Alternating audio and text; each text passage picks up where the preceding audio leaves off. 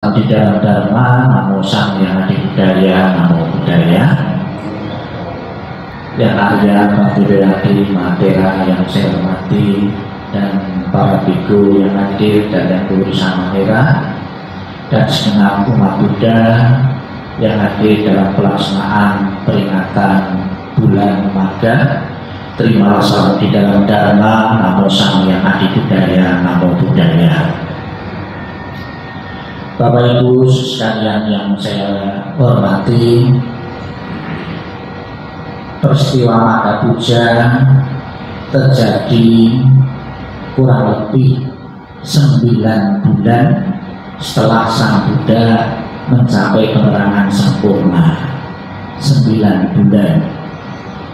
Di saat 9 bulan di bulan Maga ini ada peristiwa yang sangat penting. Bahkan dikatakan dalam kitab suci peristiwa yang langka, yang jarang terjadi. Kelangkaan atau jarang terjadi ini maka dicatat di dalam kitab suci, dan sampai saat ini peristiwa ini diabadikan untuk peringatan sebagai salah satu hari besar agama Buddha. Peristiwa-peristiwa yang langka tersebut kurang lebih ada 4. Ya, ada 4 peristiwa penting. Yang pertama di bulan Maga, kurang lebih di bulan Februari dan Maret, itu terjadi peristiwa besar. Mungkin kalau sekarang istilahnya peristiwa besar, itu kalau di dalam istilah agama lain itu muktamar. Kemudian ada lagi sidang, ya, di kalangan umat Buddha, sidang pertama itu di bulan Maga ini sangat luar biasa, yang hadir tanpa kesepakatan, tanpa persetujuan, tanpa undangan terlebih dahulu, bisa hadir di satu tempat di hutan bambu itu 1250 biku tanpa diundang. Namun demikian Bapak Ibu, angka-angka di dalam kitab suci itu biasanya menggunakan angka hiperbola, angka yang dilebihkan. Kitab suci agama apapun kadang-kadang seperti itu untuk menimbulkan kesan wah, banyak sekali ya. Mungkin biku yang hadir itu kurang lebih itu 125, dan bisa saja langsung ditambah 0 belakangnya biar dia tambah ya. Kurang lebih yang ideal, karena 9 bulan Sang Buddha mengabarkan Dhamma, agama Buddha dibentuk, sudah bisa membikukan 1250 biku. Itu kan ya rasanya aneh juga ya, karena sampai sekarang pun itu sudah bertahun-tahun ya, itu jumlah itu juga sangat terbatas sekali. Jadi apabila Bapak Ibu baca kitab suci ada bilangan-bilangan itu yang dilebihkan, itu anggap saja bukan bilangan real, namun bilangan hiperbola. Jadi ada 1250 biku yang hadir. Istimewa yang pertama. Istimewa yang kedua atau kelangkaan yang kedua, para biku yang hadir itu ditabiskan oleh Sang Buddha sendiri, dijadikan biku oleh Sang Buddha sendiri. Karena ada 2 macam biku itu, jadikan yang pertama karena jumlahnya masih terbatas pada waktu itu, oleh Sang Buddha sendiri turun tangan.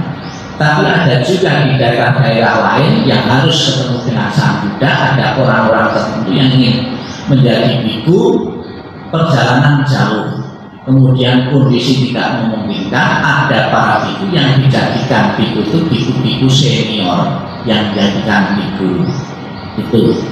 Itu kelangkaan yang kedua, ditabiskan oleh Sang Buddha sendiri.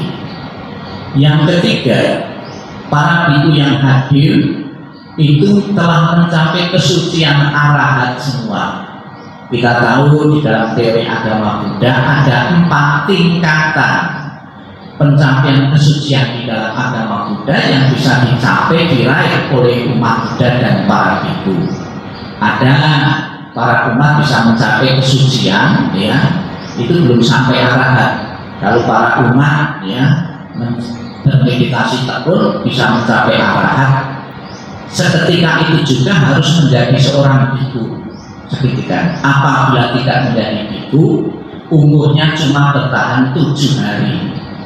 Ya, karena kehidupan umat awam itu tidak bisa menopang kearahatan. Ya.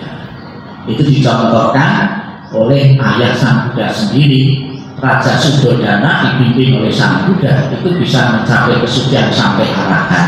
Ya. Kalau umat-umat biasa disarankan begitu mencapai arahat seketika juga harus menjadi seorang biku, kalau tidak umurnya akan bertahan 7 hari saja. Namun untuk mencapai tingkat kesucian arahat itu tidaklah gampang, lebih-lebih zaman sekarang yang banyak godaan-godaan. Tingkat kesucian yang pertama itu namanya Sotapanna. Itu bisa melemahkan 3 kriteria: yang percaya, yang tidak mengakui dalam diri kita itu ada roh yang kekal, ada jiwa yang kekal, ada aku yang kekal. Jadi satu-satunya agama di dunia ini yang melawan arus, tidak mempercayai roh itu kekal, itu agama Buddha. Semua agama percaya roh itu kekal. Logikanya, Sang Buddha kenapa tidak mengakui roh itu kekal? Orang jahat tidak bisa jadi baik, orang baik tidak bisa jadi jahat, karena kekal sudah. Kayak bayi lahir suci katanya itu tidak bisa jadi jahat karena kekal. Justru adanya ketidakkekalan jiwa yang tidak kekal ini kesempatan ajaran-ajaran agama itu masuk untuk membimbing karena tidak kekal. Jadi cirinya tidak percaya bahwa dalam diri kita itu ada roh yang kekal. Karena kita percaya ada tidak yang kekal, maka Bapak Ibu beragama Buddha ingin mencapai kesucian, mencapai kekekalan, karena sudah percaya tidak kekal. Itu yang pertama. Yang kedua, tidak mempercayai bahwa di dunia ada sebuah ritual atau doa yang bisa menghasilkan kesucian. Karena pada waktu itu di zaman Sang Buddha banyak ya kepercayaan pada waktu meyakini ada ritual-ritual upacara-upacara tertentu itu bisa menghasilkan kesucian. Salah satunya di Sungai Gangga pada waktu itu. Setiap tahun orang mandi di Sungai Gangga untuk menghanyutkan, melebur dosa-dosanya selama setahun. Ada seorang bikuni mengkritik ya, para ya, umat atau masyarakat pada waktu itu.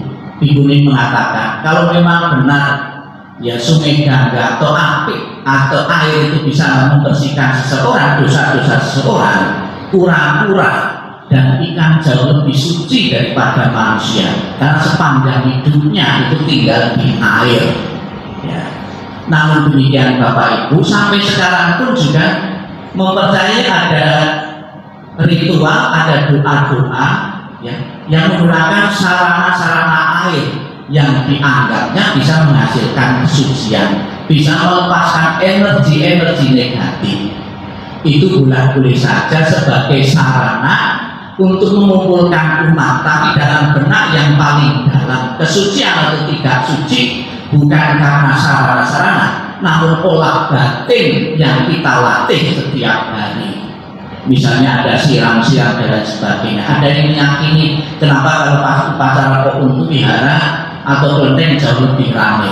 Bisa sembahyang kapan hari di salah satu kelenteng, bisa sembahyang sepi. Tapi giliran ada siram-siram, umat-umat yang dari beberapa agama itu ada yang ikut juga. Karena meyakini dengan disiram katanya itu jauh lebih bersih, noda-noda batin, kekotoran batin, energi negatif bisa hilang. Ya.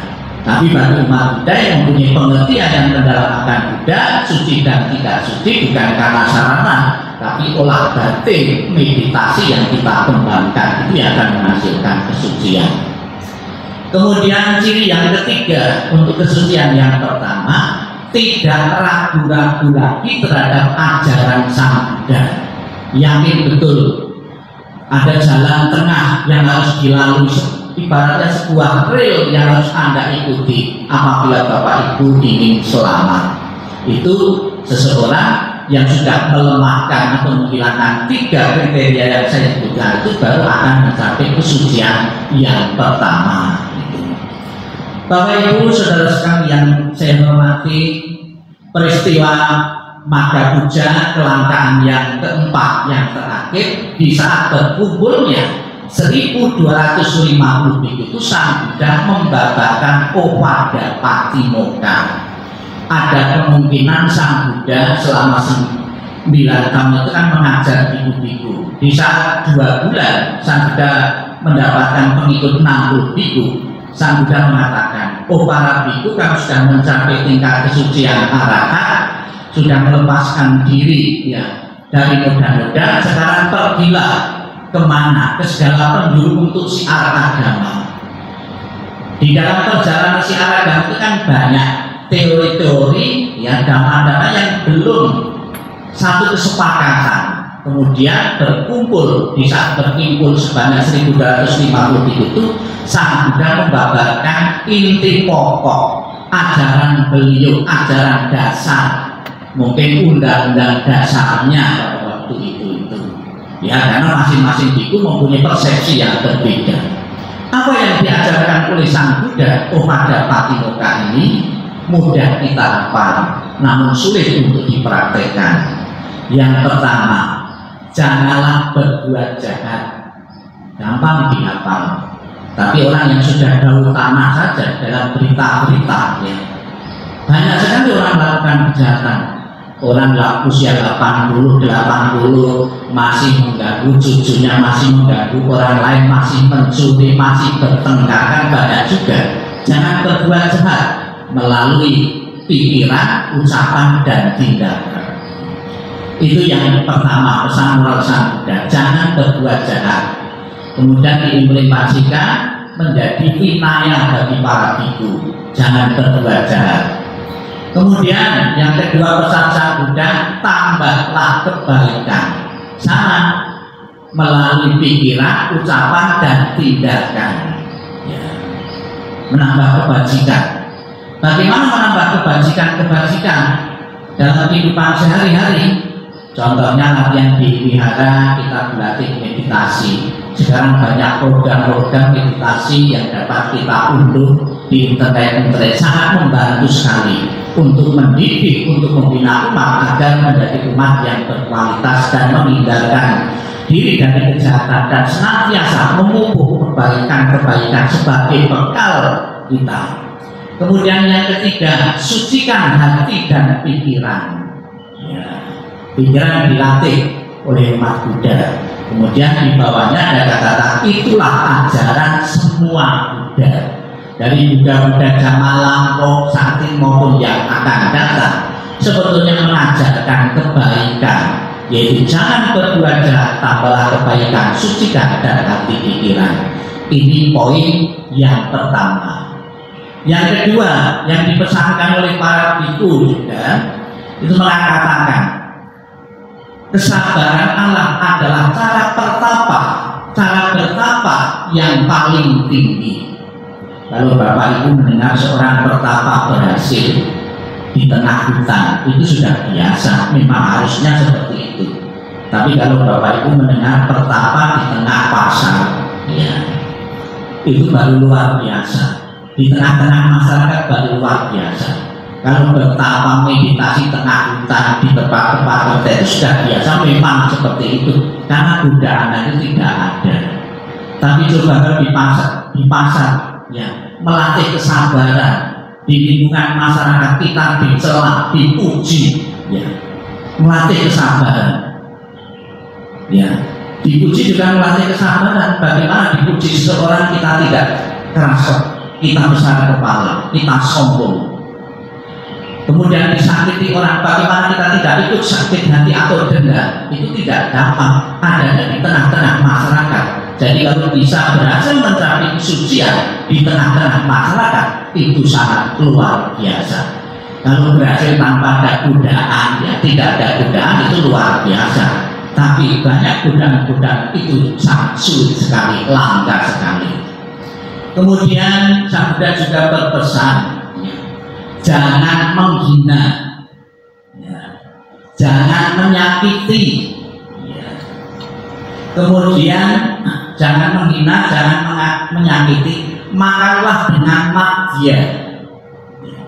Maka saya katakan di depan bahwa apa yang disampaikan Sang Buddha itu menjadi winaya-winaya sekarang ini. Tahun pertama sampai 20 tahun itu tidak ada winaya, tidak ada peraturan. Karena para biku memang betul-betul ingin jadi biku, betul-betul ingin berlatih, ingin mencapai kesucian.